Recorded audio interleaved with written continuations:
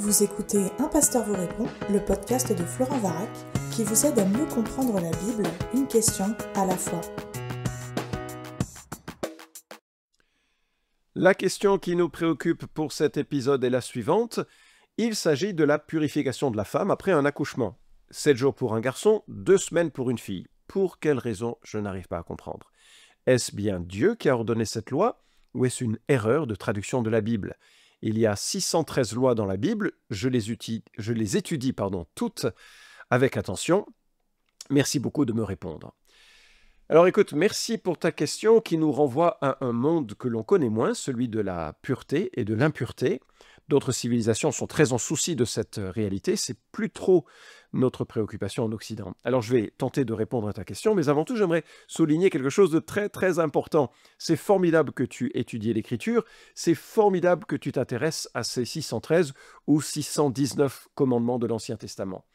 Mais en réalité, personne ne peut vivre selon ces commandements. En d'autres termes, ce n'est pas en essayant de se caler sur ces commandements que l'on peut recevoir la vie éternelle, recevoir l'entrée au paradis. C'est absolument impossible. Les commandements sont là pour révéler à la fois la personne de Dieu, certains principes de vie communautaire et de vie personnelle, et surtout pour révéler le péché. Il y a quelque chose qui s'accomplit en Christ, je terminerai là-dessus, et qui nous permet d'être purs, purifiés à jamais au travers de lui. Ceci dit, regardons ta question qui nous vient de Lévitique 12. Dans cet épisode, on va donc lire le texte que tu évoques. J'aimerais ensuite aborder quelques mauvaises pistes de compréhension, aborder quelques pistes possibles, et puis je vais en profiter pour évoquer la notion de pureté avant de conclure sur la manière de vivre en parfaite pureté avec notre Créateur. Donc, commençons par le texte, Lévitique chapitre 12, qui ouvre une section qui est dans une section qui parle justement de la pureté et de l'impureté rituelle. Verset 1, « L'Éternel parla à Moïse et dit, « Parle aux Israélites, dis-leur, lorsqu'une femme deviendra enceinte et qu'elle enfantera un garçon, elle sera impure pendant 7 jours. Elle sera impure comme au temps de son indisposition menstruelle. Le 8e jour, l'enfant sera circoncis.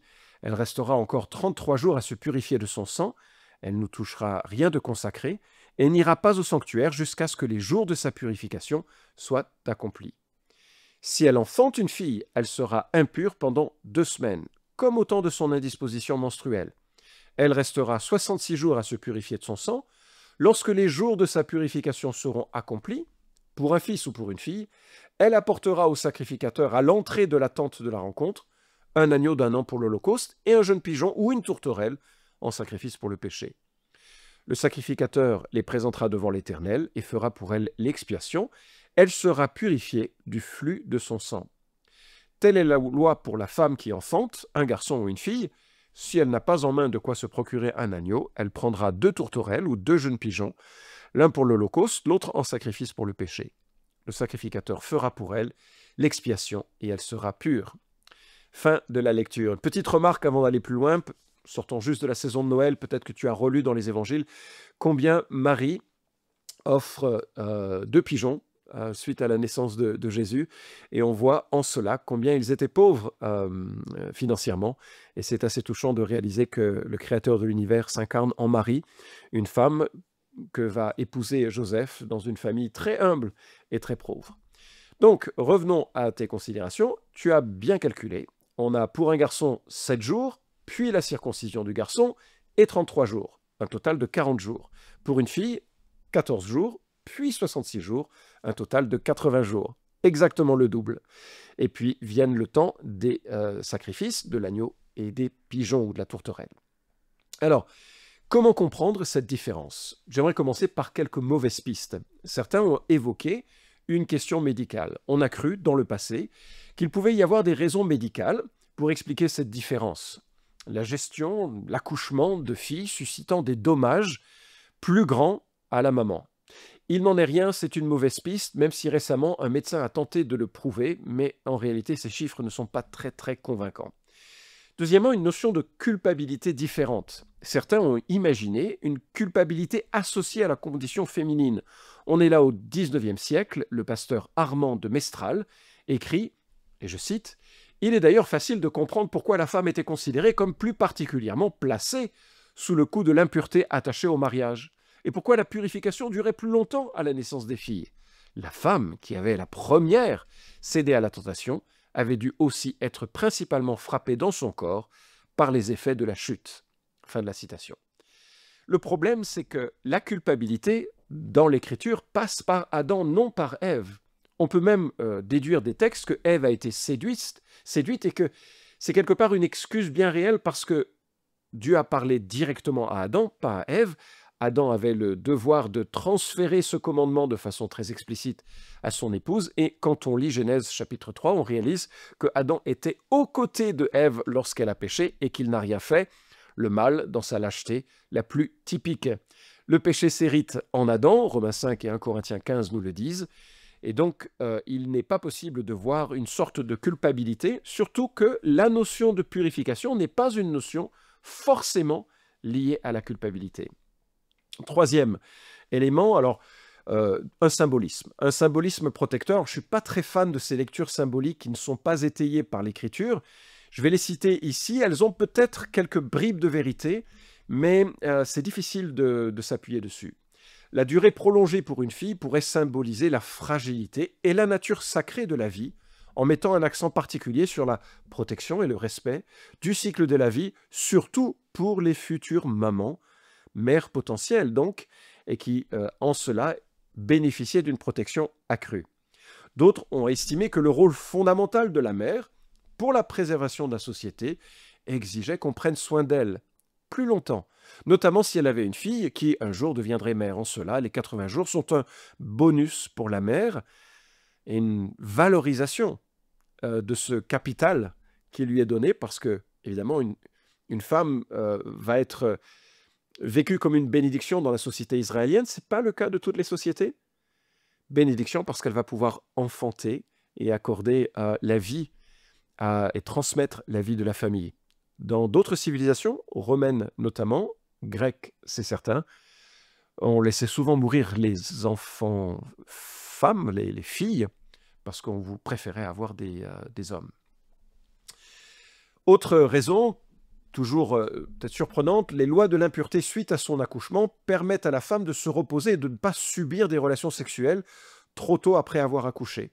Et pendant son impureté rituelle, son mari ne pouvait pas coucher avec elle, de quoi guérir face à une ardeur masculine qui peut manquer de bienveillance, hélas.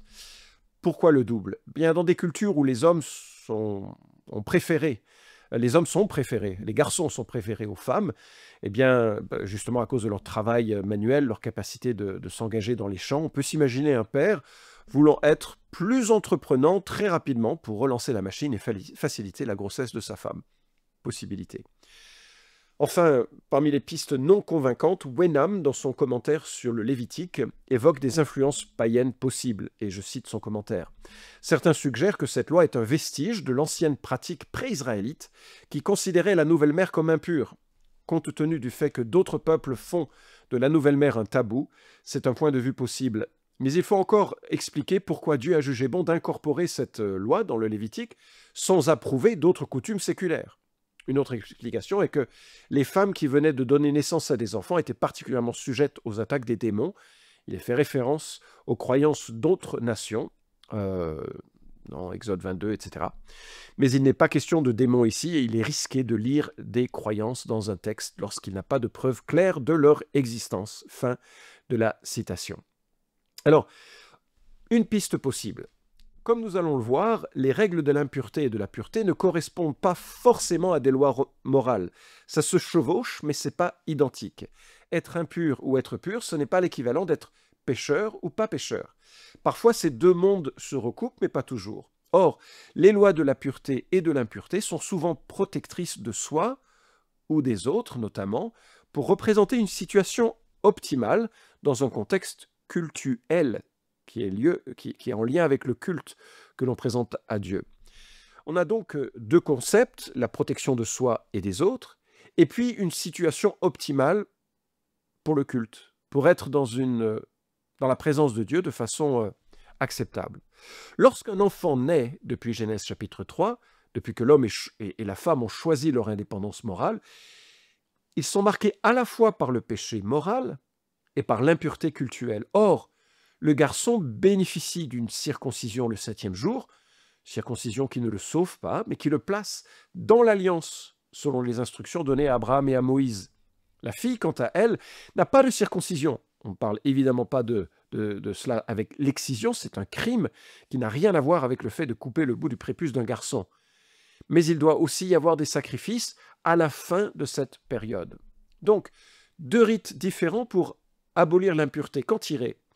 Bien, l'homme et la femme sont différents. Il y a une distinction magnifique entre un homme et une femme. Les deux ne sont pas interchangeables, malgré ce que l'on essaye de nous faire dire dans la culture aujourd'hui de certains pays. Et on ne s'approche pas de Dieu comme on veut, comme on l'entend. On vient à lui dans les termes qu'il nous dicte. Notre service rituel ne s'effectue pas selon nous, mais selon ce que lui dit. Donc, Dieu dicte les termes de ce qui nous permet de nous approcher de lui. Ces termes sont différents pour la purification d'un garçon et d'une fille. C'est déjà une leçon de genre. Et en même temps, le tout s'accomplit en Christ, et j'y reviendrai. Et puis, il y a un marqueur d'appropriation pour le peuple de Dieu qui n'est pas présent de la même manière pour la femme. Encore une fois, on est dans un contexte antérieur à la croix. Comment comprendre maintenant cette notion d'impureté? Alors, l'une des difficultés que j'ai évoquées en lisant Lévitique, c'est que nous faisons souvent l'équation impureté égale péché, mais ce n'est pas le cas. L'impureté, c'est un départ de l'idéal créationnel qui nous empêche de nous approcher de Dieu. J'en discutais avec Mathieu Caron, mon ami, qui est aussi doyen académique de la faculté de théologie scriptura, également prof d'hébreu. Alors j'ai profité un peu de son expertise. Il m'a donné cette illustration intéressante et je la cite de mémoire. Imagine, me dit-il, imagine que tu as la gastro et une bronchite. C'est très contagieux et tu n'es vraiment pas bien. Est-ce que c'est sage de se rendre au culte?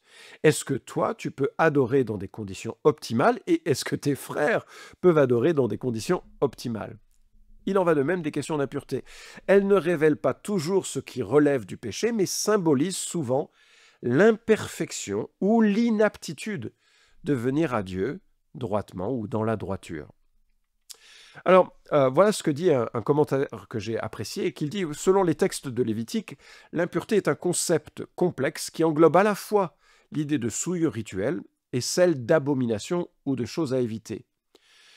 Le livre de Lévitique traite en détail des lois concernant la pureté et des sacrifices et ordonnances pour éliminer l'impureté. Ces impuretés, qu'elles soient rituelles ou morales, sont considérées comme contaminant l'espace sacré de Dieu, même si les laïcs n'y entrent pas directement.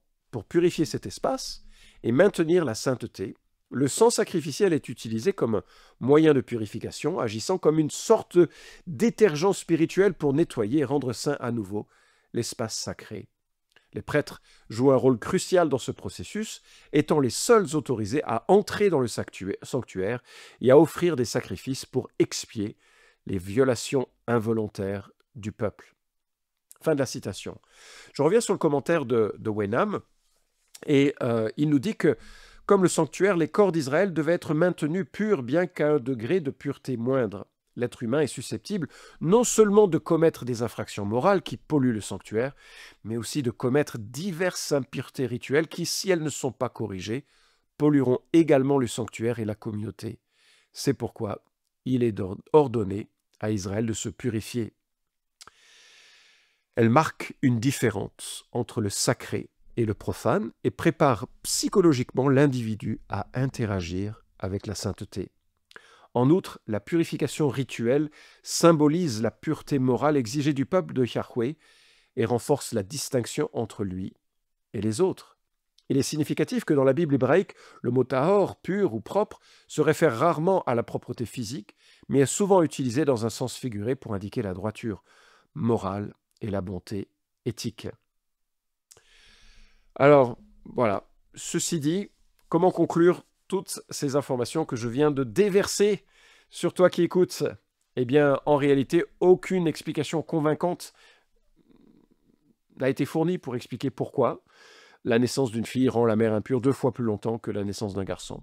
Il y a ces marqueurs que j'ai évoqués, la notion que dans la souveraineté de Dieu, Dieu a choisi qu'il en soit ainsi pour marquer la différence de sexe, ça c'est évident, et aussi qu'il y a un rite qui ramène dans le corps des Israélites, le peuple de Dieu, le rite de la circoncision, et qui leur permet quelque part de couper en quelque sorte cette impureté liée à la contamination du sang.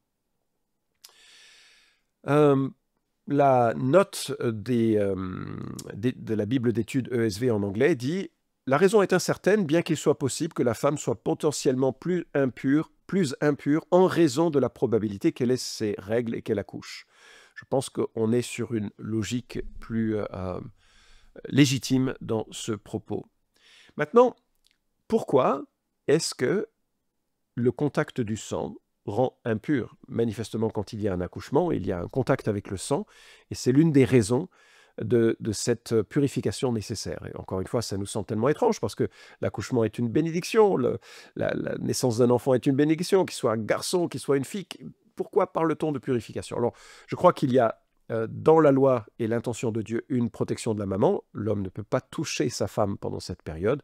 C'est un repos bien nécessaire qui parfois pourrait être prolongé au-delà de cette période, mais au moins il y a une clarté à ce sujet. Mais en fait, le sang, c'est la vie, nous dit le Lévitique, symbolique. Lorsque le sang paraît à l'extérieur, c'est que la vie souffre à l'intérieur. Et ce n'est pas l'intention du Créateur. Lorsque Dieu a créé l'homme et la femme, il les a créés à son image, dans un univers parfait, où il n'y avait pas de sang, il n'y avait pas de mort, il n'y avait pas de souffrance, il n'y avait pas de violence. Et donc, depuis la chute, les expressions du sang que l'on retrouve montrent que nos corps ont un manque d'intégrité, que le monde ne fonctionne pas de façon optimale. Il faut le purifier parce que la mort nous attend et elle va toucher tous les humains. Alors, dans ce contexte, quelles sont les possibilités pour nous d'être en communion avec un Dieu qui est saint, nous qui sommes impurs, moralement comme rituellement? Ben, j'ai une bonne nouvelle. Tite, chapitre 2, verset 14, apparaît avoir évoqué que la grâce, source de salut pour tous les hommes, a été manifestée, nous dit la chose suivante. Christ s'est donné lui-même pour nous, afin de nous racheter de toute iniquité et de se faire un peuple qui lui appartienne, purifié par lui et zélé pour les œuvres bonnes. Et en Hébreux chapitre 1, verset 3, nous lisons que ce Fils, qui est le rayonnement de sa gloire et l'expression de son être, soutient toutes choses par sa parole puissante. Et après avoir accompli la purification des péchés, il s'est assis à la droite de la majesté divine dans les lieux très hauts. Et on pourrait dire, peut-être en application très lointaine de ces lois sur la pureté, c'est que tout le système sacrificiel visait à résoudre le problème de la culpabilité et de l'impureté. Et il s'accomplit en la personne de Jésus-Christ. Parce que Jésus-Christ est celui qui a vécu la vie parfaite que je n'arrive pas à vivre, mais qu'il a vécu. Et quand il arrive à la croix, le Père place sur lui toute la culpabilité qui était mienne et qui, par son sacrifice, est ôtée. C'est par grâce, par le moyen de la foi que l'on est sauvé. Christ a tout fait pour que nous soyons sauvés. Il nous invite à entrer dans une démarche de repentance et de foi, de confiance qu'il suscite en nous par la vie qu'il veut nous donner. Et en ceci, à ce moment-là, nous sommes déclarés justes. Mais en réalité, nous continuons de pécher régulièrement, quotidiennement. Et voilà ce que nous dit l'apôtre Jean. Il nous dit, si nous confessons nos péchés, il est fidèle et juste pour nous pardonner nos péchés et nous purifier de toute injustice. 1 Jean 1,9. En sorte que je viens à Dieu, conscient à la fois d'avoir été racheté, c'est un acte passé qui se fonde sur la croix, et conscient que j'ai besoin d'être purifié de mes actes quotidiens, de mes péchés quotidiens, de mes impuretés quotidiennes. Et cela m'est accordé alors que je le reconnais, je l'avoue devant Dieu, et que je viens dans l'humilité, m'appuyant sur ce sacrifice qui a été réalisé à la croix. J'espère avoir répondu à ta question. Cet épisode vous a édifié? Alors merci de le liker ou de le partager pour que d'autres puissent en profiter. Pensez aussi à vous abonner à la chaîne d'Un Pasteur vous répond pour ne manquer aucun des prochains épisodes. Enfin, si vous avez une question à poser à Florent Varac, écrivez-lui directement sur contact@toutpoursagloire.com.